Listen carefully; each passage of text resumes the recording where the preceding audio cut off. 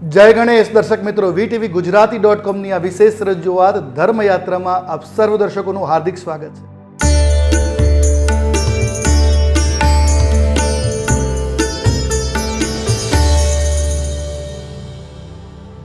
આજે આપણે વાત કરીએ સૂર્યના રાશિ પરિવર્તન વિશે.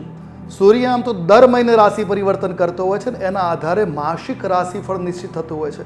તો જાણીએ આજે સૂર્ય જે રાશિ પરિવર્તન કરી રહ્યો છે, વૃષભ રાશિને છોડીને મિથુન રાશિમાં એનો જે પ્રવેશ થઈ રહ્યો છે, એની કઈ રાશિ ઉપર શુભ અસરો ને કઈ રાશિને રાખવાની જરૂર પડશે ધ્યાન, એ વિશે વાત કરીએ. સૂર્ય સામાન્ય રીતે ગ્રહોનો રાજા માનવામાં આવે છે, પણ સૂર્ય એકલો આજે રાશિ પરિવર્તન નથી કરતો. સૂર્યની સાથે બુધ પણ રાશિ પરિવર્તન કરી રહ્યો છે. એટલા માટે કઈ રાશિ ઉપર વિશેષ લાભની સ્થિતિ બનશે એ વાત કરીએ તો સૂર્ય આજે મિથુન રાશિમાં જો પરિવર્તન કરી રહ્યો છે, એટલે સૂર્યની મિથુન રાશિમાં પરિવર્તન થવાના કારણે કહેવાય છે મેષ રાશિ ઉપર વિશેષ લાભની સ્થિતિ જોવા મળશે. મેષ રાશિના જાતકો માટે વિશેષ લાભની સ્થિતિઓ આજે બનશે. આર્થિક લાભ મળશે, વ્યાપાર વ્યવસાયમાં પ્રગતિ થતી જોવા મળશે. તો સાથે સાથે મેષ રાશિના જાતકોને તમામ ક્ષેત્રોમાં શુભતાની સ્થિતિ પ્રાપ્ત થશે. તો સાથે બીજી કઈ રાશિ જેની પર લાભ કરશે તો એ સિંહ રાશિ છે.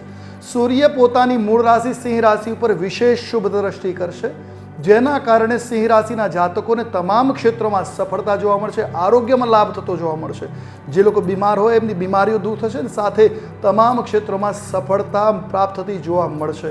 આ ઉપરાંત સૂર્ય પોતાનાથી વૃશ્ચિક રાશિ ઉપર શુભ દ્રષ્ટિ નાખી રહ્યો છે, તો વૃશ્ચિક રાશિના જાતકો માટે પણ આજનો દિવસ આ મહિનો જે છે મંગલકારી નીવડશે. આ મહિનામાં તમામ પ્રકારના કાર્યોમાં સધાશે, તમામ ક્ષેત્રોમાં સફળતા મળશે. આર્થિક લાભના યોગ્ય કહેવાય છે કે કાર્યો બધાતા રહેશે. આ સાથે સૂર્ય મીન રાશિ ઉપર પણ શુભ દ્રષ્ટિ નાખવાનો છે. તો સૂર્ય જ્યારે મીન રાશિ ઉપર શુભ દ્રષ્ટિ નાખશે ત્યારે મીન રાશિના જાતકો માટે શુભ સોનેરી તક પ્રાપ્ત થવાની છે.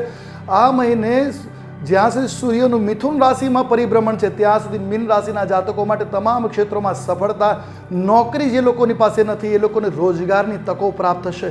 તો આ ચાર રાશિઓ પર સૂર્યની ખૂબ કૃપા બની રહેશે. મેષ, સિંહ, વૃશ્ચિક અને મીન રાશિના જાતકો માટે ખૂબ લાભપ્રદ આ અવધિ સાબિત થવાની છે. તો કઈ રાશિના જાતકોએ વિશેષ સાવધાની રાખવાની આવશ્યકતા બની રહેશે? તો સૂર્ય મિથુન રાશિમાં પ્રવેશ કરશે એટલે 12મી રાશિ વૃષભ રાશિ. વૃષભ રાશિના જાતકો માટે માનસિક ચિંતાવાળો અને આર્થિક નુકસાનીનો યોગો બની શકે છે. વિશેષ કરીને આ વૃષભ રાશિના જાતકોએ આર્થિક બાબતોએ ખાસ સાચવવાની આ મહિનામાં જરૂર રહેશે. છેતરાવાના યોગો બનશે તો સાચવવાની જરૂર બની રહેશે. તો સાથે સાથે મકર રાશિના જાતકોએ પણ આ સમયની અંદર ખોટા આળ લાગવાના યોગો બની રહ્યા છે. તો આ મહિનાની અંદર ખાસ કરીને વૃષભ અને મકર રાશિના જાતકોએ સાચવવાનું રહેશે. ત્યાં આ ઉપરાંત જોઈએ તો ધન રાશિ અને કુંભ રાશિના જાતકો માટે સમય સામાન્ય બની રહેશે. તો એકંદરે આ રાશિ પરિવર્તન જે છે એ વિશેષ કંઈ લાભ રહેવાનું છે. પણ જે રાશિના લોકો માટે લાભ નથી જોવા મળતો એ લોકો સૂર્યનો ઉપાય કરવો આવશ્યક બનશે.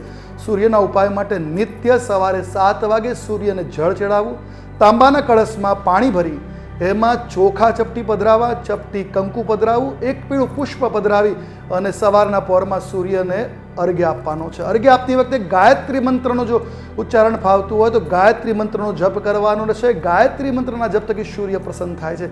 સાથે સાથે સૂર્યના મંત્રના જાપ કરવા મંગલકારી નીવડશે. ઓમ ધૃણીસૂર્ય આદિત્યાય નમઃ. આ મંત્રનો જાપ કરવાથી તમને સૂર્યના દૂષિત પરિણામમાંથી બચવાના માર્ગ બનશે અને સૂર્ય તમારા માટે સાનુકૂળ થશે. તો સાથે સૂર્ય પિતાનો ને આત્માનો કારક છે. તો કોઈ પણ કાર્ય કરો આત્મવિશ્વાસ સાથે કરો ને પિતાનું સન્માન જાળવાથી આપનો સૂર્ય આપના માટે સાનુકૂળ બની રહેશે. તો આ વિશેષ બાબતોનું ધ્યાન રાખવું આપના માટે આ અવધિમાં મંગલકારી નીવડશે. તો ખાસ કરીને વૃષભ રાશિ અને મકર રાશિના જાતકોએ ઉપાય કરવાની ખાસ આવશ્યકતા બની રહેશે.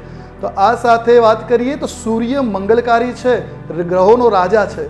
તો સૂર્યની સાથે બુધ પણ પરિવર્તન કરે છે. એટલે બુધ માટે પણ લીલોતરીનું સેવન અને થોડુંક વાણીમાં સંયમ રાખવાથી તમામ લોકોને લાભની સ્થિતિ બનશે. આજે બસ આટલું જ. નવા જ્યોતિષના, વાસ્તુના, આધ્યાત્મના વિષયો માટે જાણકારી મેળવવા માટે જોતા રહો વીટીવી ગુજરાતી.comની વિશેષ રજૂઆત ધર્મયાત્રા. આજે બસ આટલું જ. મને રજા આપશો. જય ભવાની.